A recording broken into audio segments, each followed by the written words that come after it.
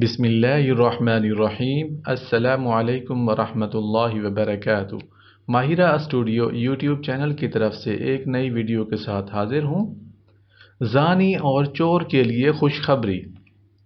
حضرت ابو ذر غفاری رضی اللہ عنہ روایت کرتے ہیں کہ نبی اکرم صلی اللہ علیہ وآلہ وسلم نے ارشاد فرمایا، جبرائیل علیہ السلام میرے پاس آئے اور انہوں نے مجھے یہ خوشخبری دی کہ میری امت کا جو بھی شخص ایسی حالت میں مرے گا کہ وہ کسی کو اللہ کا شریک نہ ٹھہراتا ہو تو وہ جنت میں داخل ہوگا، اگرچہ اس نے زنا کا ارتکاب کیا ہو اور اس نے چوری کی ہو۔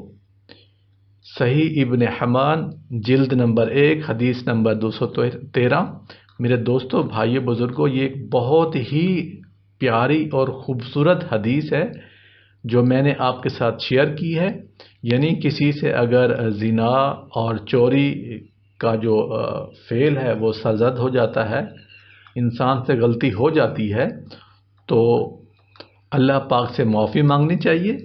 اور حضور صلی اللہ علیہ وآلہ وسلم نے یہ خوشخبری سنائی، اور ہمارے پیارے نبی حضرت محمد صلی اللہ علیہ وآلہ وسلم کو حضرت جبرائیل علیہ السلام نے یہ خوشخبری سنائی کہ کوئی بھی مسلمان ہو وہ جنت میں ضرور داخل ہوگا، اگرچہ اس نے زنا یا چوری کا ارتکاب کیا ہو، لیکن اس کے لیے شرط ہے، یہ ہے کہ اس نے اللہ کے ساتھ کسی کو شریک نہ ٹھہرایا ہو۔